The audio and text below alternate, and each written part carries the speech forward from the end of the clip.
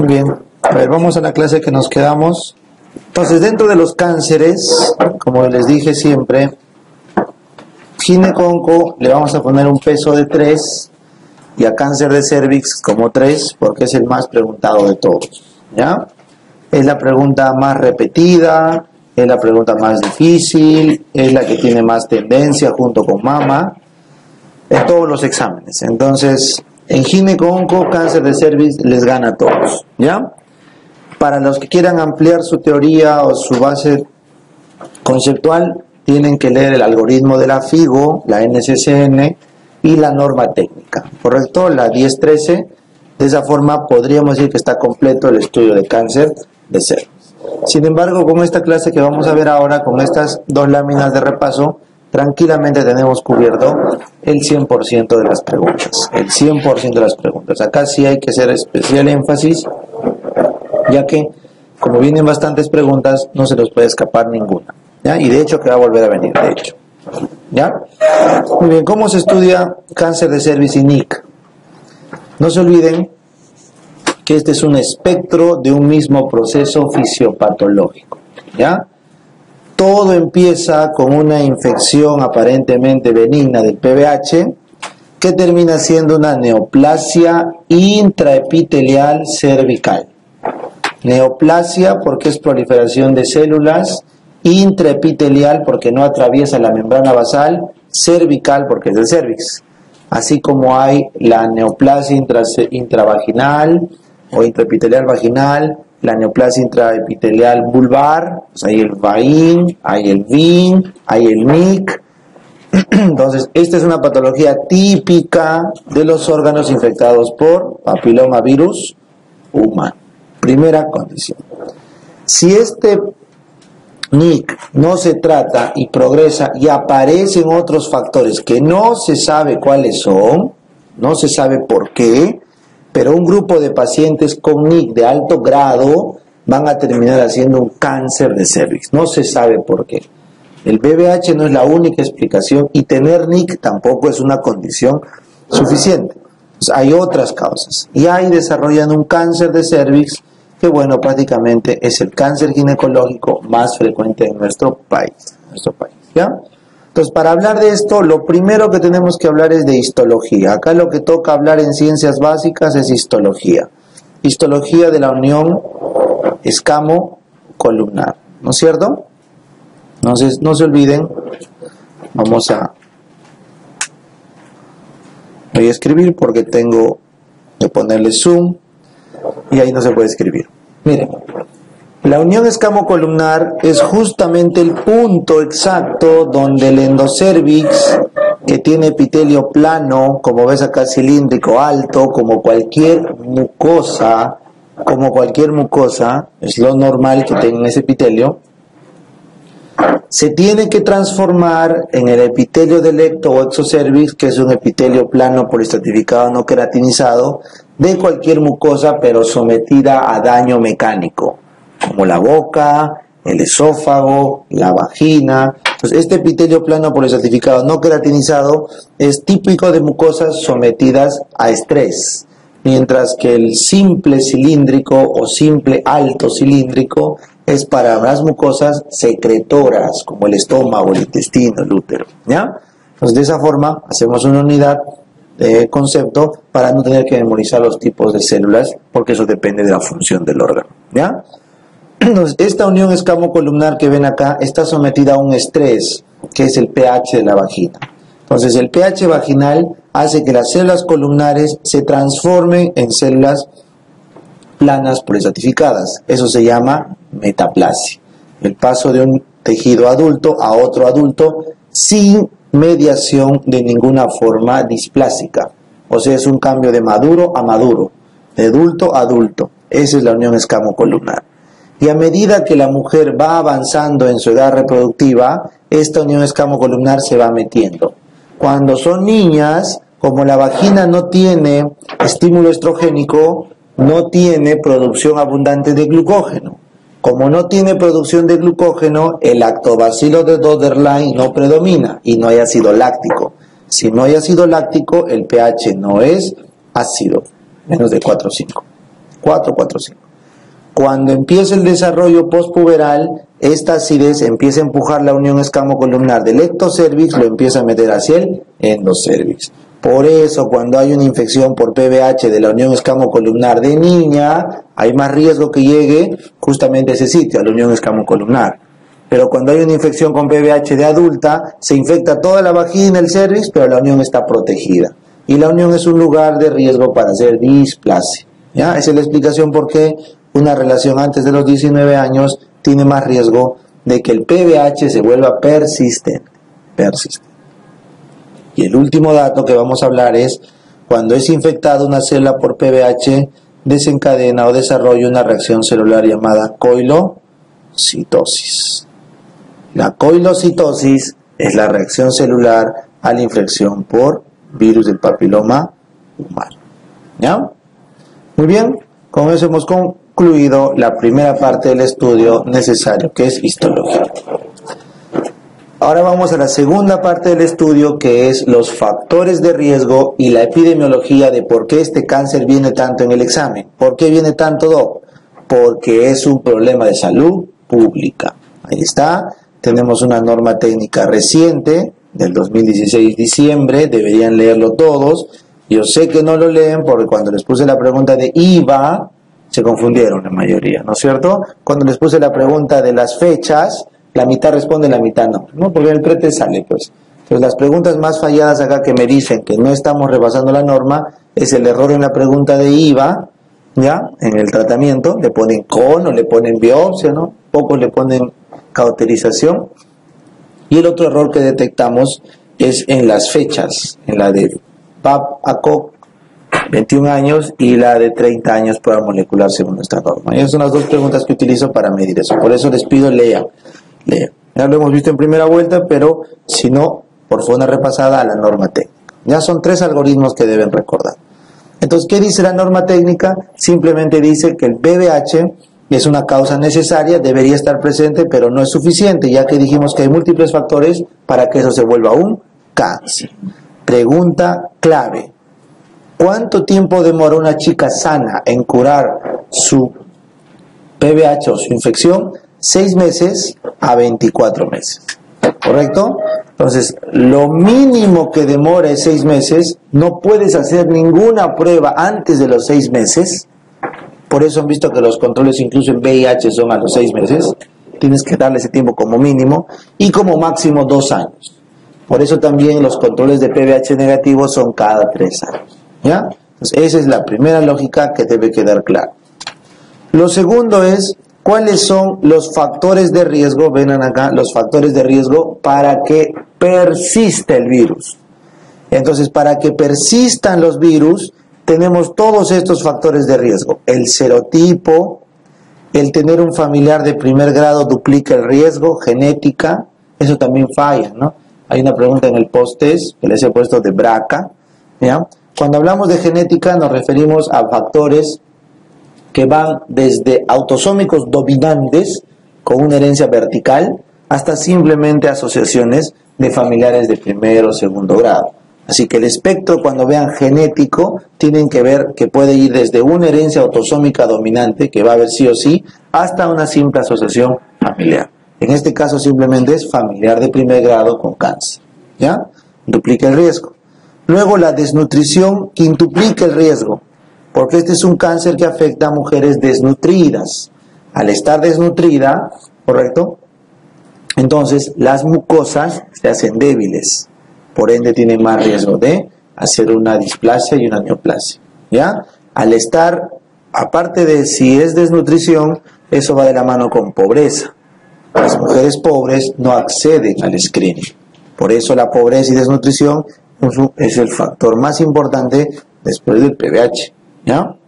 Luego tienes, por eso es un cáncer rural, ¿no es cierto? Luego tienes el tabaco. Recuerden, el tabaco lesiona las mucosas, la boca, el esófago, la vejiga, la vagina, el cervix, etc. Entonces, tabaco es factor de riesgo para cánceres de mucosa. Por eso, para cáncer de mama en el pretest, ¿no es cierto?, no es un factor demostrado. No está demostrado. Algunos dicen que sí, como nuestra norma técnica, otros dicen que no, como el up-to-date, ¿no? Y por más que en la cajetilla de cigarro salga, el tabaco como cáncer de mama no está netamente establecido, ¿ya? Pero para cervix sí. Y la promiscuidad, ¿no es cierto? A mayor compañeros sexuales, mayor cantidad de compañeros sexuales, hay más probabilidad de infectarse con PVH. A conductas de riesgo menos seguras hay más riesgo de PVH. ¿Ya está? Entonces, ¿cuál es lo más importante de todos los factores de riesgo? Que es una pregunta repetida hasta el cansancio. Serotipo. Los factores de riesgo de persistencia más importantes son el serotipo, ¿no? Y ya habíamos visto, los de alto riesgo de persistencia son el 16-18, que corresponden al 70% de todos los casos, y luego el resto, ¿no? Por favor, acá hay que corregir, no es 34, es 35, ¿no? Ya les dije en la primera vuelta, 35. Entonces ya saben la mnemotecnia, 16 más 18, 34, ese no, ahí está, nos estamos dando cuenta, ese no, uno para atrás 33, uno para adelante 35, le sumas 10, 45, y luego el 10 lo partes en dos dígitos que se sumen, 5 más 5, 2 más 8, ya está, tienes todos tus serotipos. Tengo el 3, tengo el 5, tengo el 4, tengo el 2, ¿qué te falta para hacer escalera? El 1, ¿no es cierto? El 1, 31. Y con eso terminas todos tus serotipos de la norma técnica, ¿no? De la norma técnica. Muy bien, los de bajo riesgo son el 6 y el 11, asociados a condilomas acuminados, y también el 16. ¿Ya? En condiloma acuminado también entra el 16, no el 18. ¿Ya? Pero bueno, la mayoría es 6-11, los de bajo riesgo. Muy bien, entonces con eso hemos explicado los factores de riesgo asociados a infección con PVH y, por ende, a cáncer de cervix. A cáncer de cervix. ¿Ya está? Ahora lo siguiente, hablemos de la epidemiología. ¿Por qué es un cáncer que nos van a preguntar siempre? Porque cada 5 horas una peruana muere de cáncer. Por lo tanto, es un problema de salud pública. ¿Ya?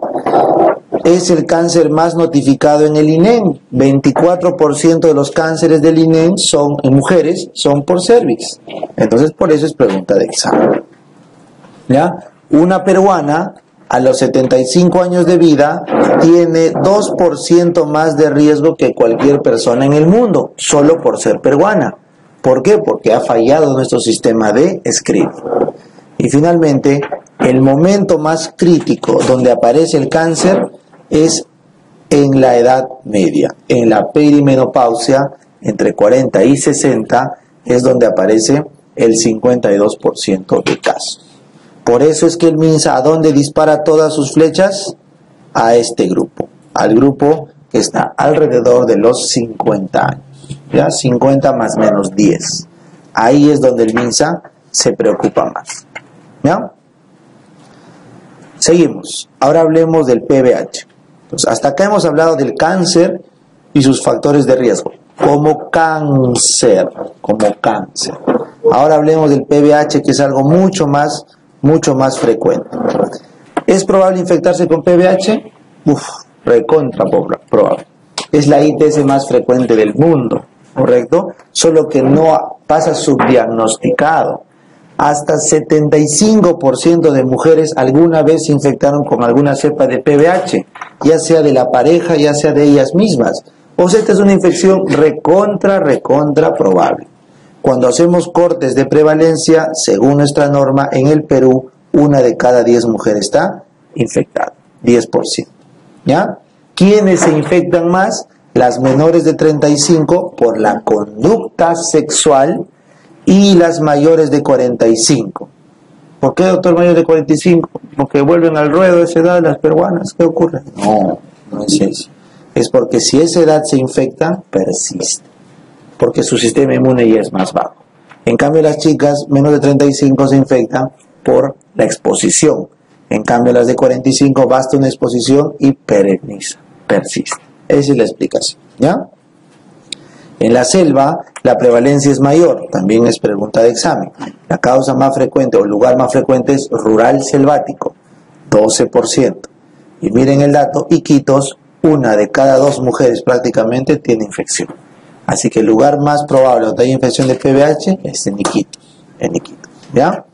solo superadas por las trabajadoras sexuales, que es 66%. ¿Ya? Así que si alguna vez les preguntan, este es un dato epidemiológico muy importante. La ciudad con más riesgo de cáncer de cervix es Iquitos.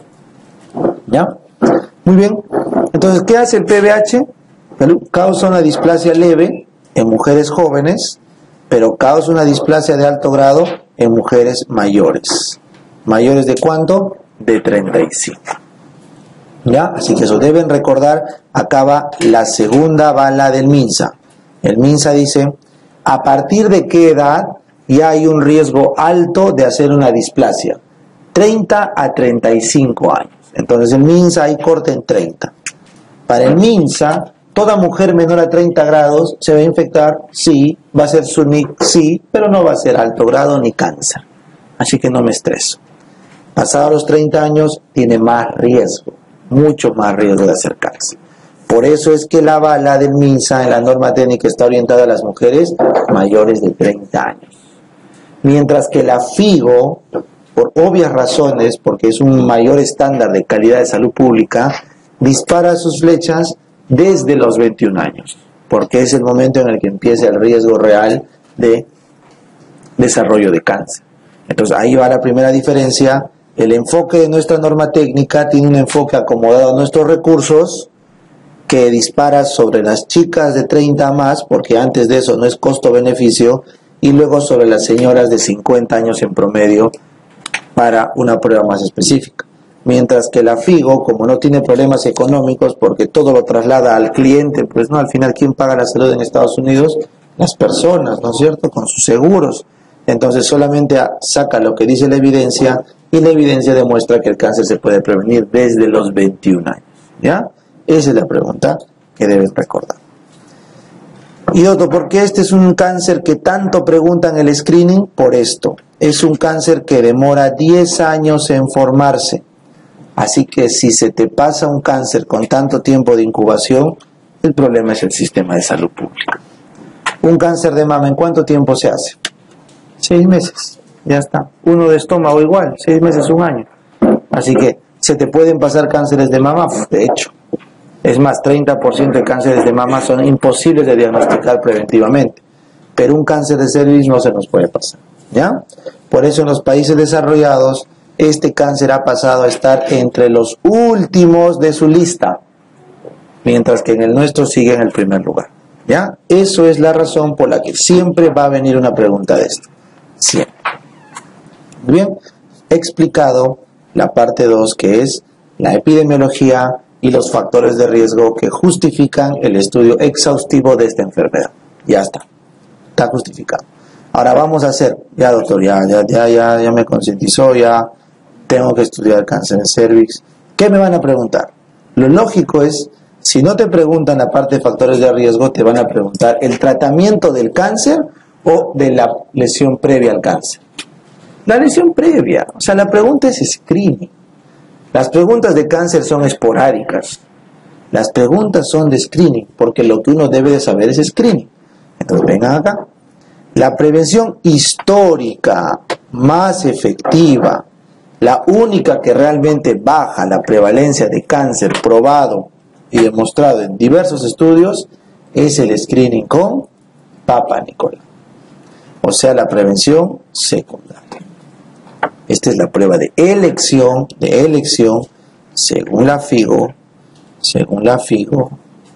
para cualquier mujer mayor a 21 años. Pero como es una prueba cara, costosa, demanda mucha logística y seguimiento, nuestra norma técnica sabe, bueno, por gusto es, no, a nadie voy a engañar, porque a las justas puedo llevar tecnólogos, enfermeras a ciertas postas y por ahí obligando con el SERUMS a que los médicos vayan. Entonces, difícil va a ser poner patólogos, citopatólogos en todo el Perú. Así que, caballero, dicen, pasado los 50 años en adelante, recién usaré mi PAP. ¿Ven la gran diferencia? Mientras que la FIGO arranca a los 21 con PAP, nuestra norma para el primer nivel recomienda a partir de los 50 o mayores de 49, como quieras ver, ¿ya? Mayor o igual a 50. Esa es la primera diferencia, ¿ya? Es un tema económico. Si tú vas a tratar a tu paciente en una clínica y el paciente tiene recursos, le haces PAP desde los 21, pues eso es lógico. La norma técnica se refiere para las atenciones en el sistema sanitario público, el que es subvencionado con el dinero del Estado.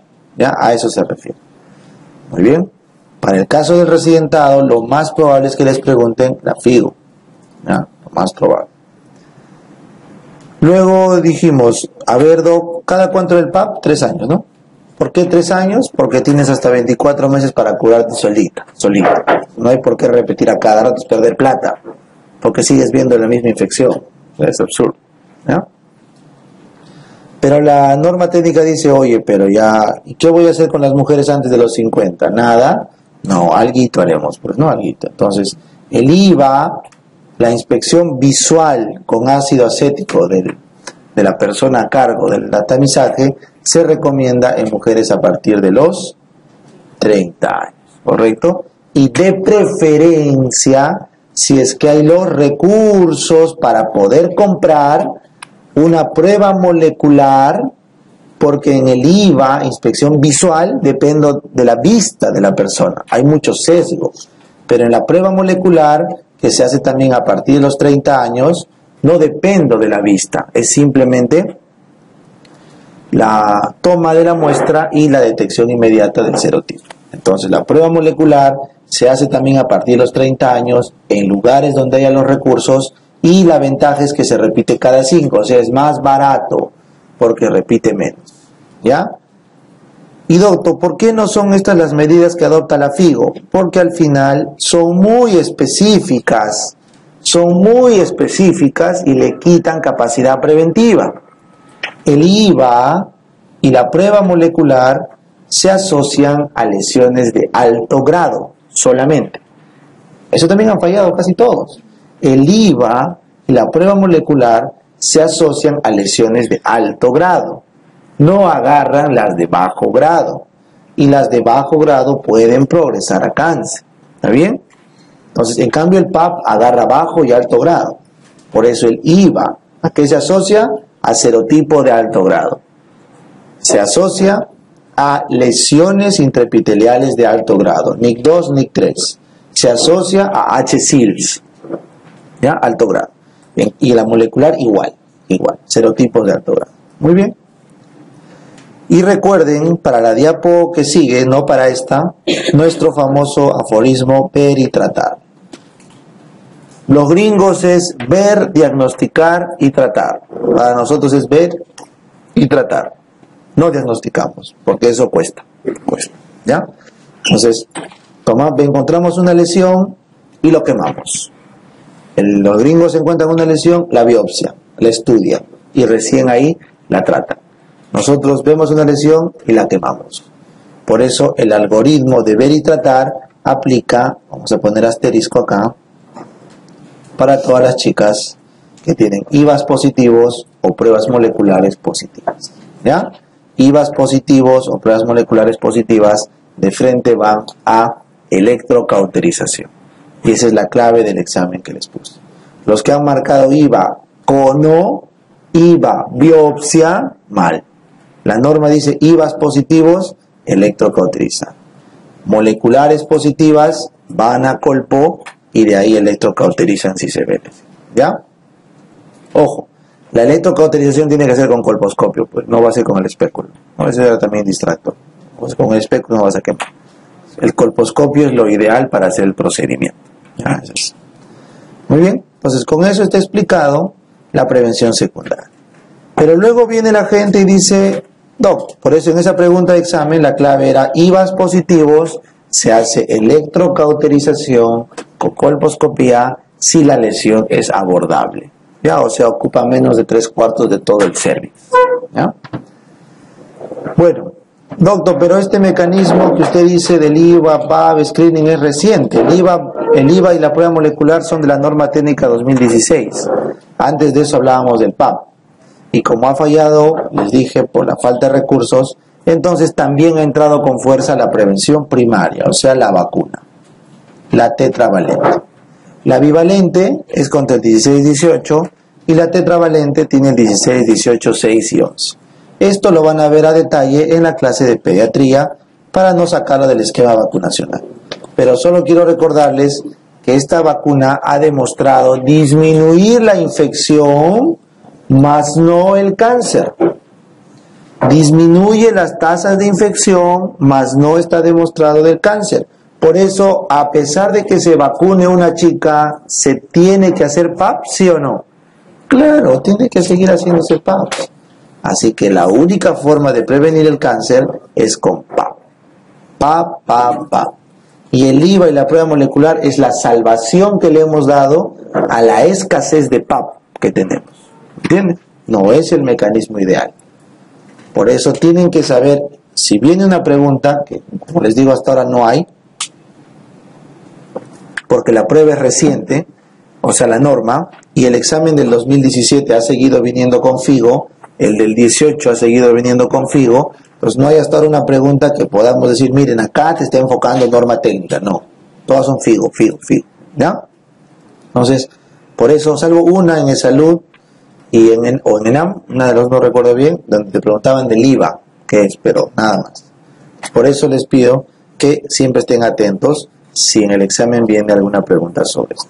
Por historia, FIGO, ¿ya? Como la mayoría de residencias van a ser en el hospital del seguro, en hospitales de tercer nivel, FIGO, pues, me aplican FIGO, ¿no es cierto? Esta norma técnica es para el primer nivel de atención. Muy bien. Entonces, con eso hemos aprendido y hemos repasado cuáles son las técnicas de prevención secundaria. Son 3. PAP, IVA y molecular. 3. ¿Cuál es la más importante? PAP. Vamos a hablar de PAP acá. Vamos a hablar de lo que hizo Bethesda y el Papa Nicolau. Ya miren. La citología normal de Bethesda es como si es una célula. ¿Salud?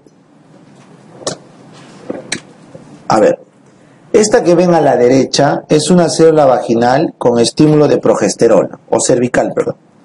Y esta que ven a la izquierda es una célula cervical con estímulo de estradiol. Entonces, cuando Bethesda hizo los Papa Nicolau, se dio cuenta que estos eran los dos tipos celulares que había.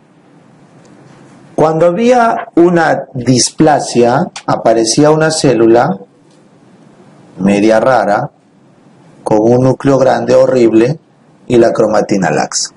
Esta es una célula displásica. Entonces Bethesda dijo, bueno, ¿cuál me puede confundir con una célula displásica? La de progesterona, ¿no? Por eso recomienda el PAP en la primera mitad del ciclo, para que tengamos pura célula poligonal y no nos podamos confundir en absoluto con una displásica, ¿ya? Así que la citología normal de Bethesda te arroja estos dos tipos de célula, aunque lo ideal es hacerlo en la primera mitad, ¿ya? ¿Qué se llama citología con cambios reactivos? Es cuando está aumentado la inflamación. O sea, ¿qué células hay cuando hay inflamación? Polimorfonucleares, mononucleares, bacterias. Eso es la de cambios reactivos. ¿Qué hay que hacer cuando hay citología con cambios reactivos? Tratar con antibióticos y repetir el PAP. ¿Y cuáles son las células epiteliales anormales? Estas de acá. Las que tienen un borde irregular, un núcleo irregular y la cromatina laxa, suelta. ¿Ya? Esos son los resultados anormales de Bethesda. ¿Y cuáles pueden ser los dos tipos de células anómalas? Las escamosas, que son más del 90% de todas las células, y las células glandulares. Ya, no lo olvides. El cérvix se parece más a la vagina que al útero o al endometrio. La vagina es un epitelio netamente escamoso y el útero es un epitelio netamente glandular. El cérvix es más escamoso que glandular, pero tiene los dos. Tiene los dos, escamoso y glandular. Pero ¿cuál es el que manda?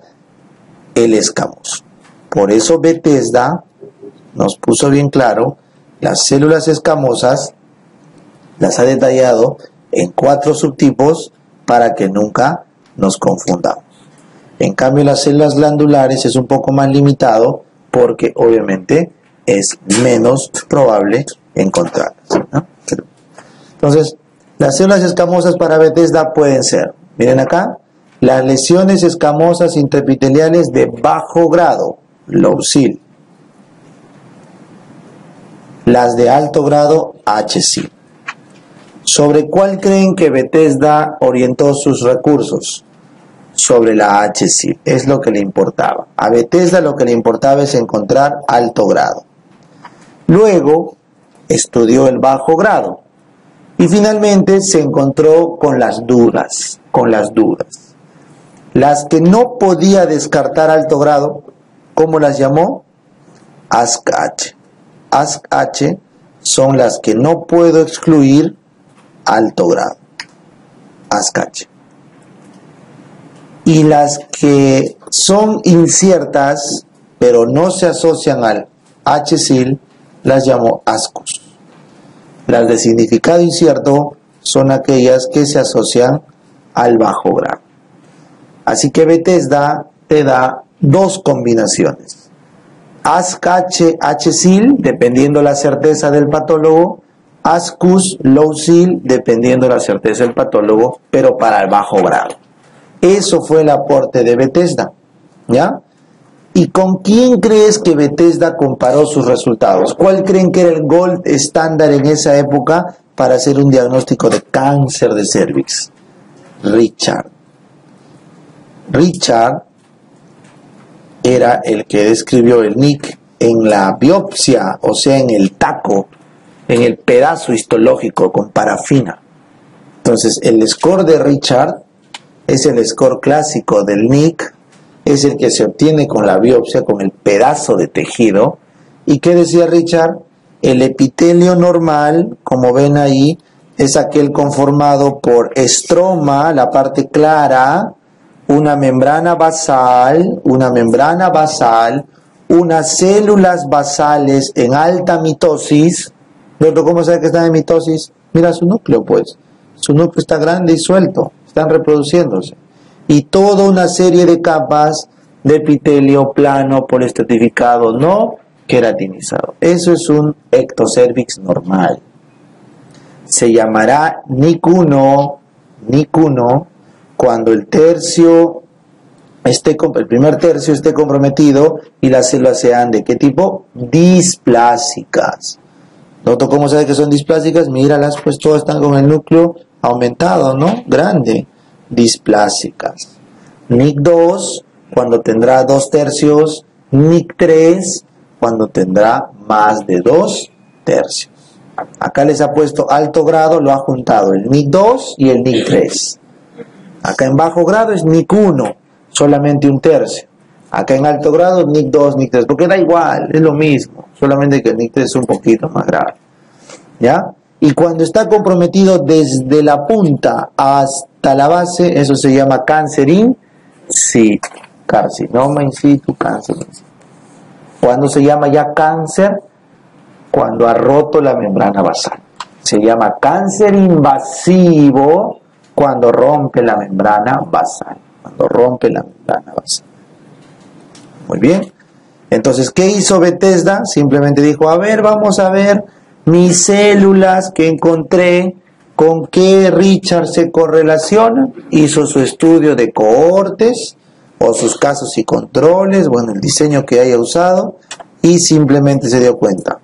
Oh, sorpresa, mis células que yo veo que son de bajo grado correlacionan con el NIC1 y correlacionan con lo que la OMS llama displasia leve. Cuando ustedes vean la clasificación de displasia, la famosa displasia leve, displasia moderada, displasia severa y cáncer in situ, esa es la clasificación de la OMS. ¿Ya? OMS. En cambio la de Richard es NIC1, NIC2, NIC3 y cáncer in situ. ¿Ya? Richard es NIC, la OMS es displasia. Al final es lo mismo, ¿verdad? Pero ustedes saben que la OMS prácticamente se ha metido en todas las clasificaciones para tener una uniforme para todos, ¿no es cierto?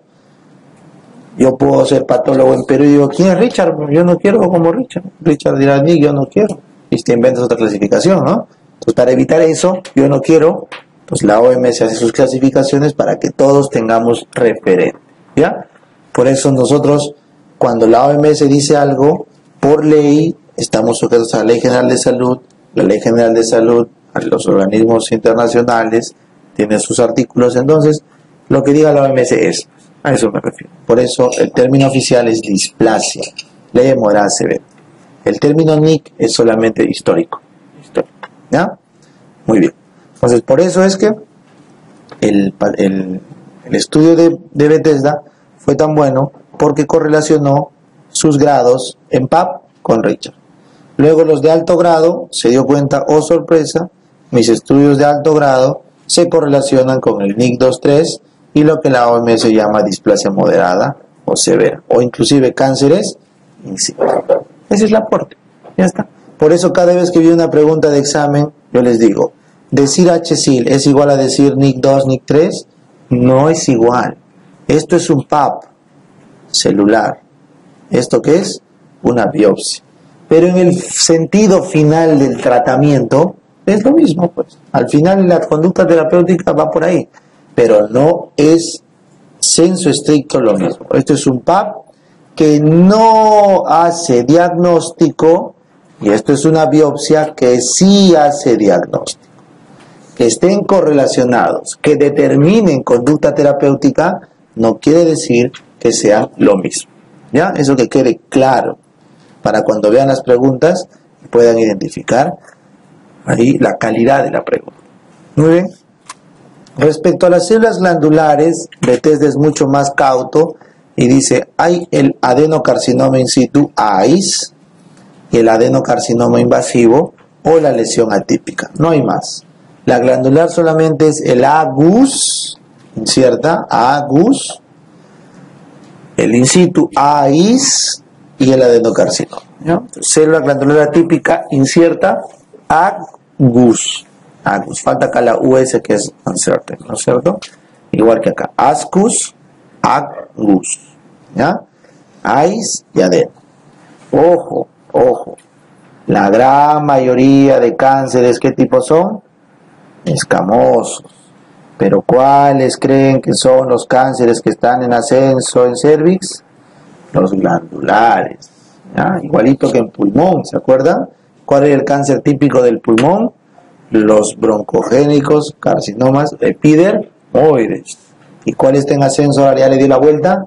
Los adeno, los de glándulas, los de mujeres que no fuman.